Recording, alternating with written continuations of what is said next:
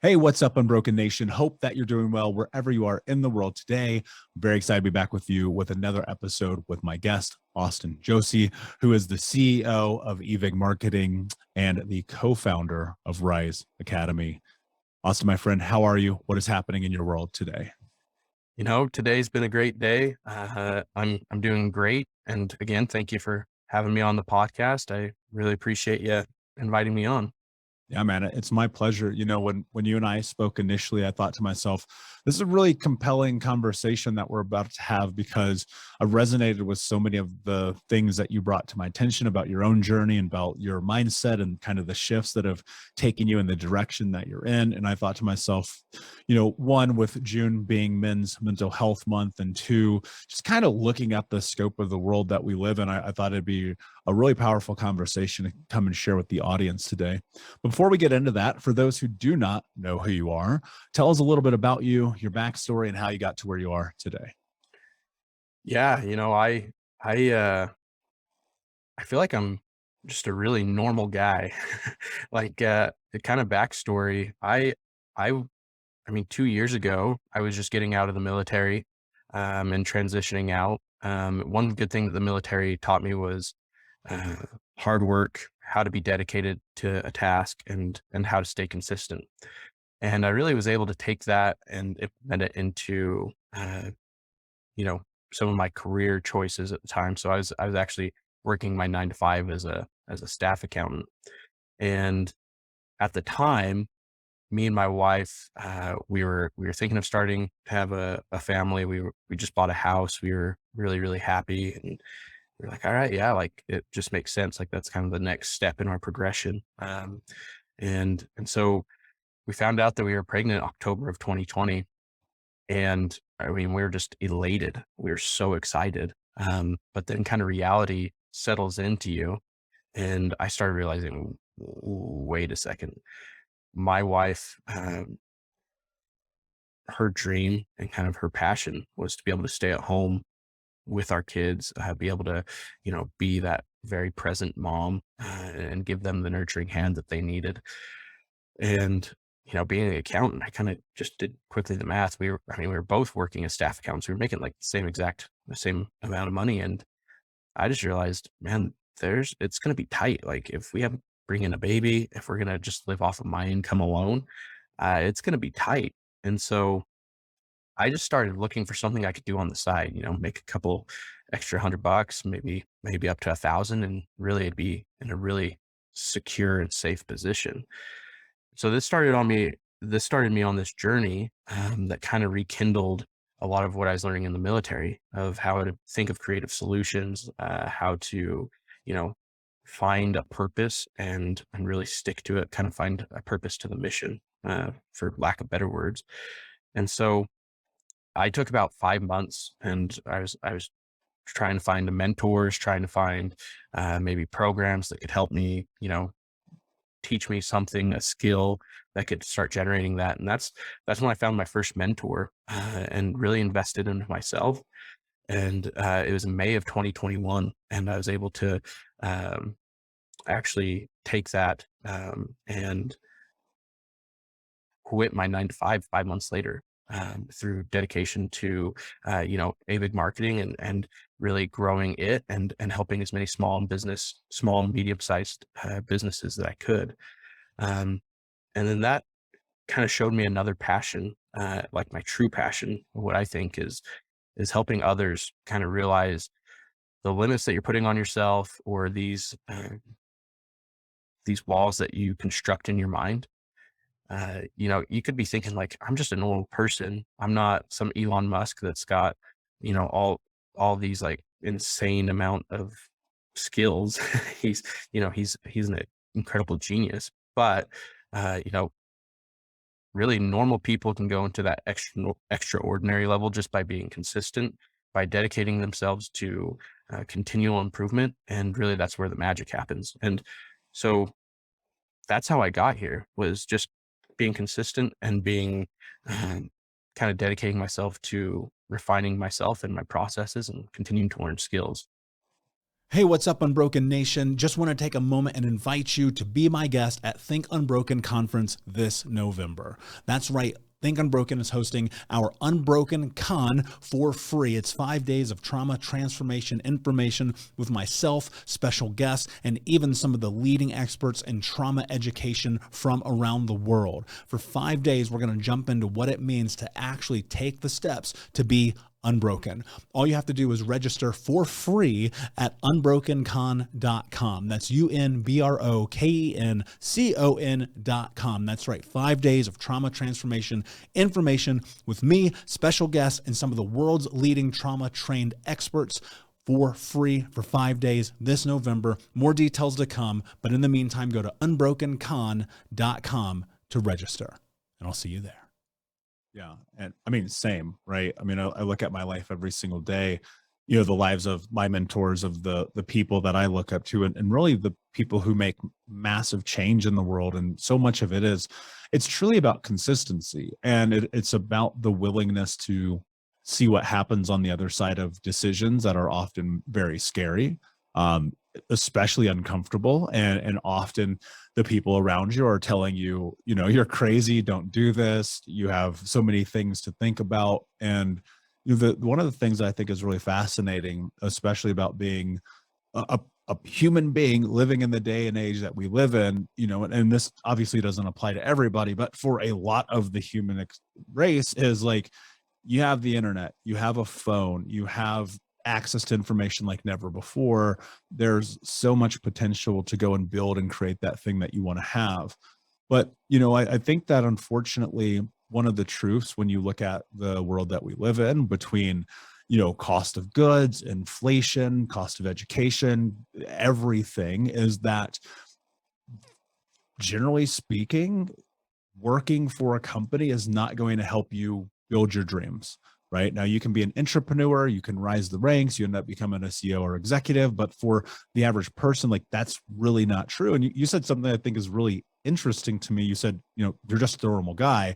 I'm like, yeah, well, but most normal guys, they're not in the military. Most normal guys, they don't go through the path of entrepreneurship. Most normal guys don't do that. And so what I'm really curious about is, what was the decision, and why did you choose to bet on yourself? Because I want to create context for people, because I think so many people have dreams and ambitions and they really want that thing, but they're just so scared to go for it. So what was the path? Like, how do you go from, and more so really the mentality about being the normal guy, but still having, I find this to be an interesting juxtaposition.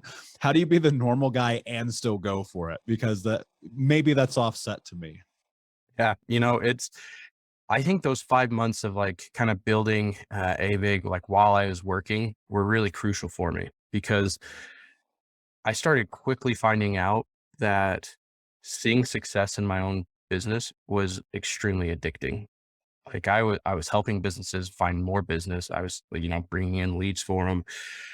And it was just so rewarding to finally see my work come to fruition. And, you talk about like being in a career and really like how that's not going to help you kind of get where you want. Like I had the goal to be a CFO one day.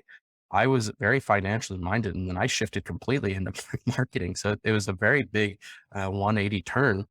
But really, what that decision looked like is, I started realizing that my true passion was in helping people. My true passion was in helping people be successful. And the best way that I was going to do that is help them find more customers. And so I started burying myself in these books. Like for that 5 months, like I said, I found my mentor May of 2021. And by that following October of 2021, I had quit my job. And I had started building up some side income, and that decision of, man, I can't say like how much anxiety I had when I was finding like, okay, the company's growing. It's either now I go full fledged in, or I keep doing this half and half dance where I'm trying to balance my work, my family, and my business. And I knew that if I did that, things were going to stay the same. I was going to continue to have that comfortable salary. I was going to continue to work in that comfortable job. And uh, I just couldn't accept that anymore. I felt my passion calling to me, and it had become my purpose. I, I knew that there was something inside me that wouldn't ever be satisfied with being at that job anymore. And so, um, it was scary because I quit my job, and then like a month later, I actually lost like half of my clients due to seasonality, just something I didn't predict, something I didn't account for when I was bringing on these home service based businesses to help them. And so I started stressing out. I was like, I'm the dumbest person ever. Like, why did I quit this job and go into this company and then lose half my clients? But I think it taught me one of the most valuable lessons. And it's, in order to bet on yourself, you're going to go through crushing lows, but the exhilaration and the freedom of the highs greatly outweigh those when you're truly dedicated to what your mission is. Yeah, there's a lot of truth in that. And I think one of the hard parts is you do have that inner critic and that inner conflict with yourself, and especially I don't have children and I'm not married, but I'd have to imagine that that pressure is tenfold the experience that me as an entrepreneur has had in my journey. And I'm wondering, like, what are the because I think a lot of people will want in at some point in their life to pursue that passion, right? Whatever that thing may be. And maybe they've discovered it, maybe they haven't. And I think there's always ways to figure that out. But more importantly, what I'm wondering is, what is the context of conversation that you're having with your partner, your friends, your family, with yourself, where you're like, whoa, I'm doing this. We got a baby on the way. We got a mortgage. We got our whole life right here riding on me. And how do you navigate that pressure? Because I think that that's the thing that consumes people, that keeps them from success. That internal conversation really came down to, okay, like I said, if I'm going to stay at this career, it's going to stay the same.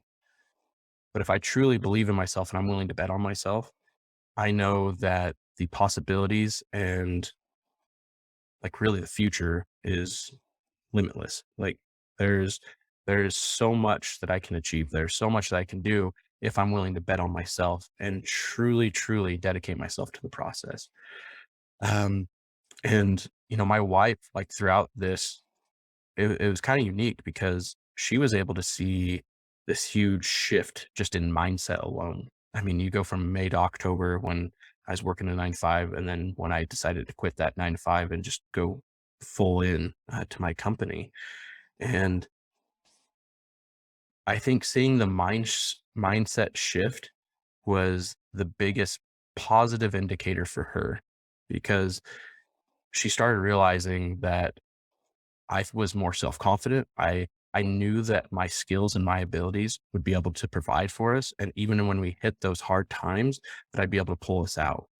And so, we still had conversations where it's like, okay, like, are you sure? Like, are, are you sure that you can do this? And it's just like, yeah, I know I can do it. And so really for me, like the biggest thing was your mindset really does take a shift. Like when you start feeling, like I said, that purpose, that mission, that uh, undying flame inside you that's ignited. Once you start feeling that, and you've really dedicated yourself to the process, you just know that um, if you continue to bet on yourself, you're going to win. Lay out the path to the shift, because I want to know, even personally, I want to know, like, what started to transpire where this shift started to actually solidify. Because I think a lot of people, they'll read the books, they'll do the podcast, they'll even get a coach, but the shift won't actually take place. It's just kind of like top of mind. Was it through execution? Was it through proving yourself right? Was it through, like, what was really happening in your day to day that was building your confidence and the shift in the mindset? Yeah, for me, it was the execution. I feel like a good chunk of people, and I've been able to talk with quite a few people on kind of a more coach role now, and people will invest in the books, they'll invest in the podcast, they'll invest in courses, and in different mentors. But the part where hesitancy and inaction takes place is when it's actually time to take that next step and execute. I think execution, even done like imperfectly, is going to teach you so much more about the process and about yourself than any perfect action or inaction is ever going to do. Because for me, I was willing to, there's this really good quote. It's by a guy named Eddie Pinheiro. And he says, I was willing to make failure an old friend and walked hand in hand and side by side with them.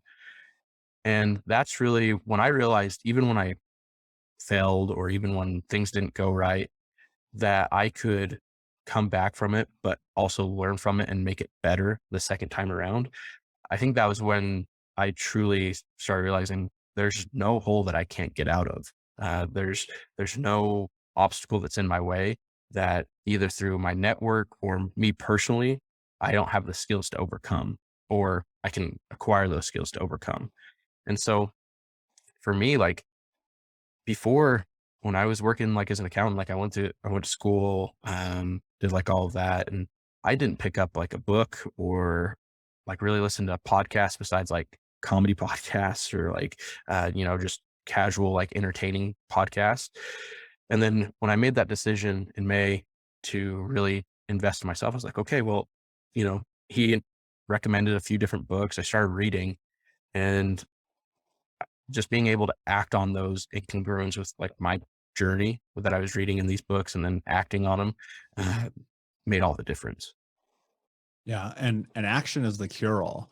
And I think about that every single day. It's you look at what it really requires is, and I think everybody at some extent kind of gets caught up in the learning phase of life where you're just consuming, but ultimately it is action. It's the willingness to take all of these lessons, all of this information that you've learned and you've garnered, and be able to effectively deploy it in real time scenarios. And I think what happens, and this is my experience because I've been an entrepreneur for a very long time, but in the beginning there was a fear, right? And even this subconscious fear, if I go back, gosh, almost 15 years now, thinking about even the way that I was pricing myself in the world, it was like, I'm scared to ask for what I know I'm worth. And I think that's one of the really difficult hurdles that people have to overcome. And that's realizing that for a long time, and really for the majority of whether it's in school or it's in real life and you're in career, the world kind of tells you, hey, you're worth $46,000 a year. You're worth $80,000 a year. And then you go, well, how do these guys over here make $80 million a year? And it's such about a shift and a willingness to learn and understand your value in the world.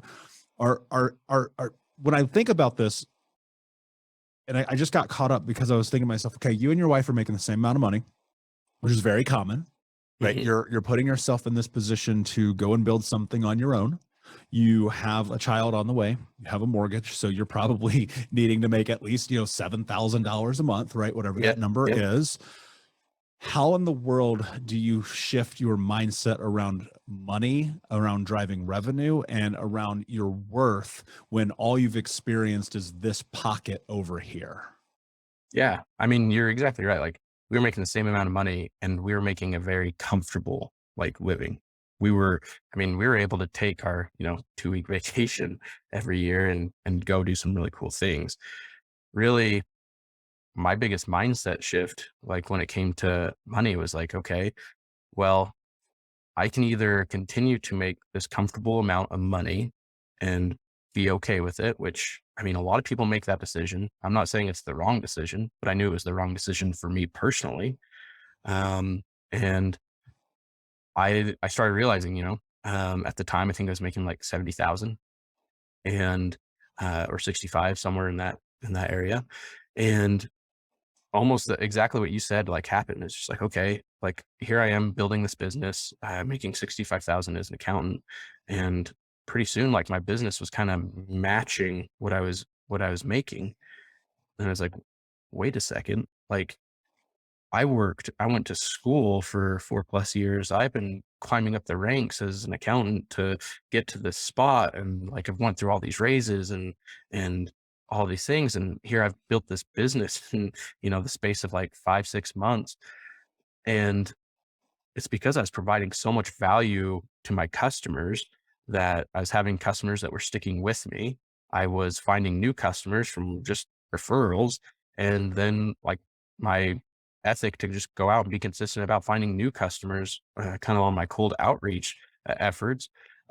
All those three forces combined, and I was already matching like what I was doing. And so, I looked at it and I was just like, okay, so I can either stay and continue to make this probably for the next couple years until I get that next promotion, which is never guaranteed, or I can go bet on myself and then I can give myself a raise every single day. And ultimately, that's what did it for me, where it's like, well, yeah, I mean, like I said, that mindset shift of wanting to bet on myself, knowing that I could overcome those obstacles, even when I lost half my client base due to seasonality, and then looking at it and being like, well, no, I can come back from this. I can find more clients. I can make a more consistent revenue even through the slow months with these home service based businesses. And really realizing that kind of pushed me to that next level. Yeah, and it sounds to me like you were very driven towards trying to create something bigger in your life either way, whether it was moving towards this CFO place or now obviously being an entrepreneur and building your own thing. But I think that people feel incredibly stuck. Like where does that come from for you? How do you give yourself the space and the permission to even dream that big, right? Because I know for certain there's an accountant listening to the show right now and they're like, well, I want to be a CFO one day, or I want to do this, I want to do that. And they're just kind of stuck. And I think that applies to people in general, right? And that's why this show is literally called Think Unbroken, because it's like, you don't have to be fucking stuck. And so what I'm really curious about is, where does that actually come from for you? Because I know that's not inherited and it's not birthed into us. So how do you get to that place in your own mind to be able to dream bigger?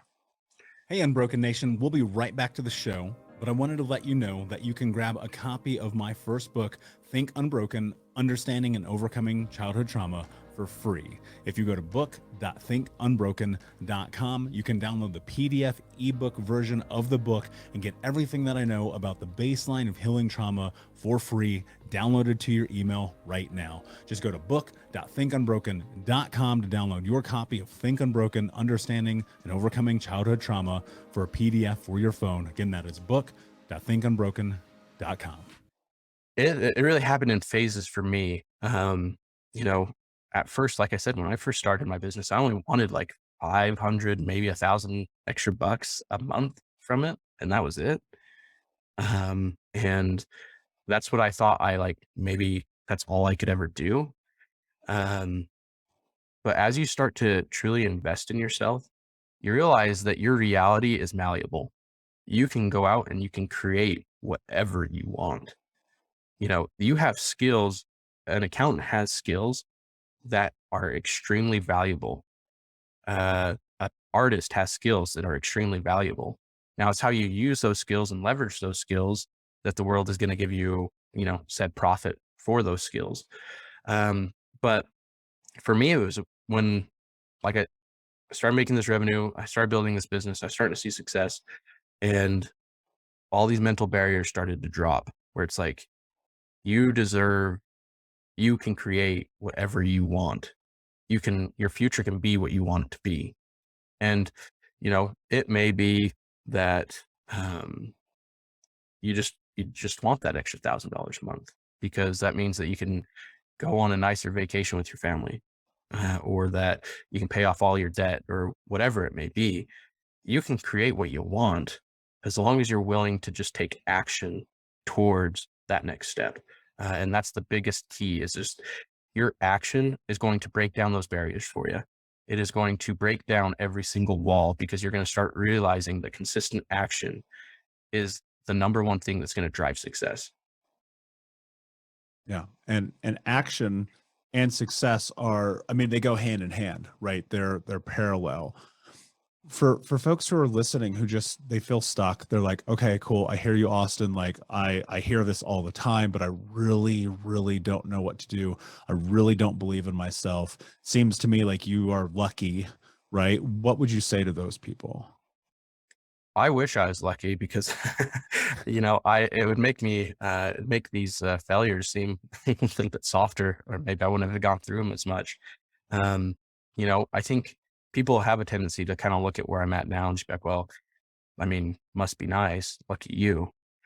And in reality, it's like, you don't know how many nights I sat at my computer and just cried because I was hitting all these walls. Or the days where it's just like, you feel like doing nothing because of, you're like, who am I to think that I could achieve this? Uh, but like I said, being dedicated to a consistent action is going to be what separates you, because you're going to have a lot of critics in the world are going to want to see you fail, whether that's they're being vocal about it or not. But the best way that you can prove them wrong is just by taking consistent action. It really is. Like, for me, investing in a mentor is one of the first things that I would ever recommend to somebody. And that's what Rize's mission is all about, is helping you connect to the right mentor the first time. Because I invested a lot of money into mentors that weren't working. And unfortunately, there's a lot of them out there that, they say they can get you to A to B. Um, I mean, some of them just can't. But um, for me, investing in a mentor and being willing to just dedicate myself to the process that they were actually teaching me, invest into myself, and then taking that daily action, it's going to be what, like I said, creates the future that you want and the reality that you want. Yeah. And, I resonate with those nights at the keyboard where you're just like, what am I doing? Right? Why am I here? What is the purpose of this? It's 1 o'clock in the morning. I've been going since 6 a.m. I'm starving. I can't think straight. And you're like, I just gotta figure this thing out. And in the beginning of like this show, for instance, like it was so daunting, so exhausting, so burdensome at times to just keep putting in the effort. And now having a show that's been in the top 10 in the world internationally, it's come through the action and the repetition and the bashing my head against the keyboard, sometimes literally, and trying to figure this whole thing out. And that applies to everything in life. And I think that one of the things we have to navigate effectively is reconciling failure. Like, it's gonna happen. And we've said it on the show all the time, but I think people will look at, and I'll shift into this conversation around men specifically, and they'll say, well, look, dude, you're in the army and you're a dad and you're a husband and you're supposed to have it all figured out. Why are you crying at the keyboard? Right? Why are you being emotional? How, or aren't you supposed to man up? Like, how do you handle that narrative? Especially, and for me, that was a shift. Like, that was probably one of the greatest shifts of my life, is moving out of that space. But, when you think about that for yourself, like, does that play a role? You talk about people want to see you fail. Like, how do you have the internal dialogue and conversation as an emotional man in a really difficult time? Yeah. I mean, that was probably the hardest part for me. It was to just truly accept who I was. Um, I knew that I wasn't perfect. I mean, I still know that. I'm sure there's people out there that are more than willing to tell you that fact.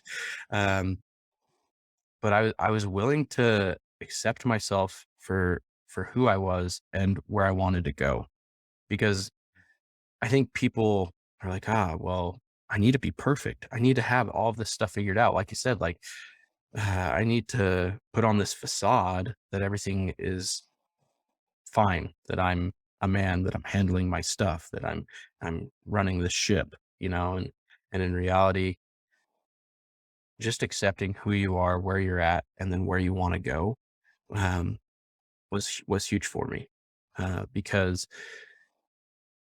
I found that it's okay to share on podcasts that, thousands of people are going to hear that I cry at my keyboard. Like, it's part of the journey. It's part of who I am. It's part of my come up. Like, and if I can just reach one other person that is just like, I resonate with that, like, man, that was impactful for me, then that's what I want to do. I just want to, even if it's just one person, just to know that it's okay to be who you are, as long as you accept yourself and you can accept where you want to go. I mean, you might be in a really bad position right now. You might be in a really bad place mentally, physically, like whatever, but understanding, okay, I accept myself for who I am right now at this moment. And I know where I want to go. And I know that by dedicating myself to myself, I'm going to be able to get there by consistent action. I mean, it makes all the difference, and truly sets you free. You said something really interesting that I don't think people really talk about enough is you said accept where you want to go. Dive into that, framework that, because I just don't think people do. Like truly, I don't. Yeah. Well, and it goes back to like, what do you think you deserve? Like, what do you think your reality is? And where do you think like you can be in the future? Like, give yourself permission to say, no, I'm going to have this house. I'm going to have this car. I'm going to have these vacations. Or, I mean, it doesn't have to be all those superficial things. It can just be, like, I mean, say what you want. Like, um, you know, just even like I think we set up these walls before we even allow ourselves to think that that's a reality. And then we put those walls in concrete and think that they're permanent. Concrete can be broken, bricks can be taken down. Um, that future that you want, that I'm saying, like, accept that you want that. You're going to give yourself permission to actually win. You're going to give yourself permission to actually break through those barriers, break through those walls. And it's going to take out a whole lot of the mental game when you accept that, because it's going to take out the, who am I to think that I could ever have this, or who am I to think that I could ever do this. And once you're able to kind of take that out of play, and you're like, no, I can do this. I deserve this. I'm working for this. It, it becomes so much more easy for you to actually obtain what you want. Yeah, that's such a good point. And it is about deservedness, right? And I think that one of the greatest shifts that you can make is recognizing like the truth. Like you can have anything that you want. Now, I think you have to be reasonable. If you're 4'10", you're probably not going to be dunking on Shaq in the NBA, right? I think that there is an element of like reason that you need to deploy here, because people will challenge this all the time, and you know this, and they'll be like, "Oh yeah, then why can't I be on Dancing with the Stars?" It's like, motherfucker, because you never practiced. That's why. Yeah. That's why you can't be on Dancing with the Stars. And so there is some action that you have to take in this, and just and starting at day one, right? Patience is everything. Having mentors is everything. The willingness to grow and change and shift that mindset, it's ultimately where you get it. Because I look on the other side of this studio right now. I have my vision board up there. I see what I want. I see how I want to impact and create lives. And if the monetary things come along the way, like fine, whatever, right? I don't think that that's what drives me as much as it's empowering and creating change for people. So I think clarity is a big part of this as well, and just understanding what you want and giving yourself the permission to have it. Because like, that like nobody else is going to give you permission. Nobody cares about your dream. Austin, your kid does not care about your dreams, right? They just don't. Right. And, Yeah. and so you have to be willing to give that to yourself. What do you think is the most important lesson that you've learned over the course of the last few years, or maybe even ever in your life, that intertwines and parlays with success? Yeah. Discipline breeds freedom. I mean, like, being disciplined to those things, like, I mean, you kind of bring up like, you know, why can't I be on Dancing with the Stars, or why can't I dunk on Shaq? And it's like, well, like I said, you have to accept who you are and where you're at. And then you have to give yourself permission to dream into a reality that's, I mean, that you're physically capable of doing. But, for me, I've struggled with, um, like, my weight, like, ever since, like, kind of getting out of the army. I had a couple of foot surgeries, and I always used that as the reason as to why I was gaining weight, and why I wasn't able to run as much as I used to, or do X, Y, and Z. And as I started to kind of take this mental shift, I kind of took my weight into consideration. Like, well, what am I doing? Like a lot of people are like, oh, I want to be a millionaire. It's like, okay, great. Well, what daily actions are you taking?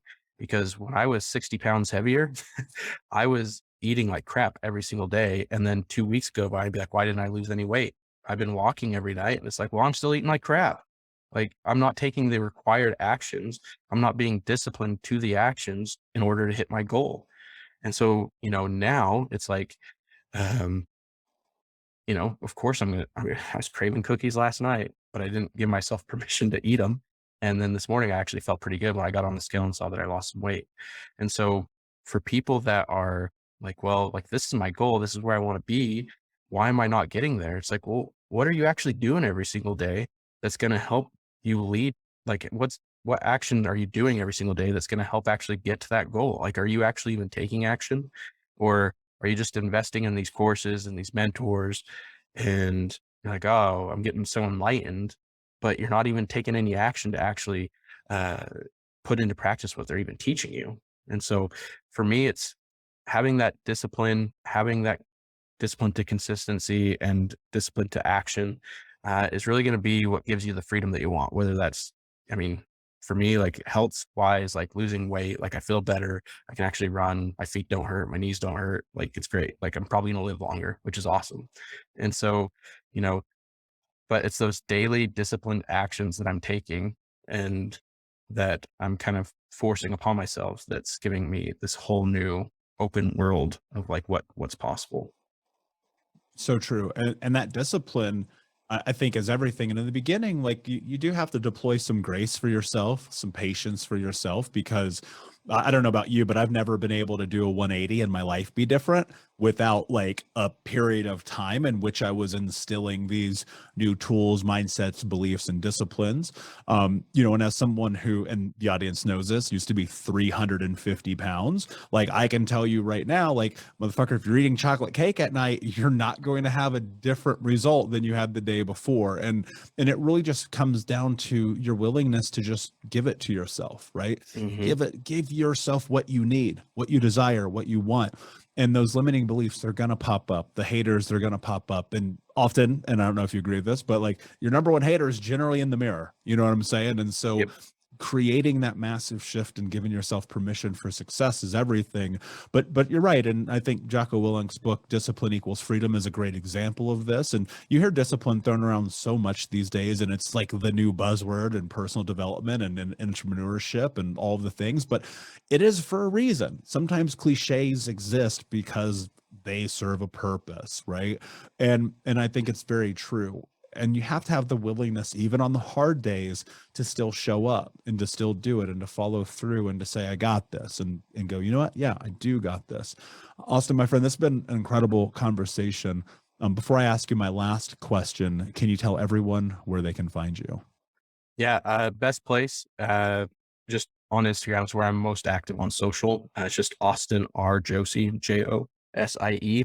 And then, if you really want to connect with me and maybe learn more about the mentorships, and the mentors that I've gone through and vetted with my business partners, rizeacademy.com is the best place to go to there. And that's RIZE and then academy.com. So those would be the two places. I mean, honestly, I'm always willing to hop on calls, talk about my journey, talk to people. So DM me, message me, whatever, and I'll be there to answer any questions. Yeah. Thank you. And that's really wonderful. And I hope people will take you up on that offer. I really, truly do. And of course, we'll put the links in the show notes for the audience. My last question for you, my friend. What does it mean to you to be unbroken? So I'm going to take this and I'm going to actually go through a poem that's hanging up on my wall. And it's The Man in the Arena by Teddy Roosevelt. So when I think about being unbroken, I think about a line in here where he's talking about these critics who are throwing these rocks. So it's not the critic who counts, not the man who points out how the strong man stumbles or where the doer of deeds could have done them better. The credit belongs to the man in the arena whose face is marred by dust and sweat and blood, who strives valiantly, who errs, who comes short again and again, because there is no effort without error and shortcoming.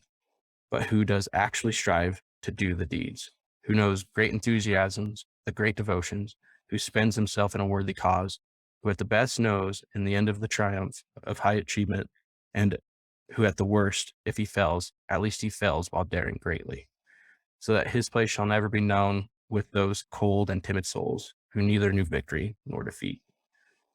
So when I think about being unbroken, I think about daring greatly. I think about, even if you fail, at least you failed daring greatly. But know that even if you failed, that's sometimes one of the best successes that can come through. Bet on yourself.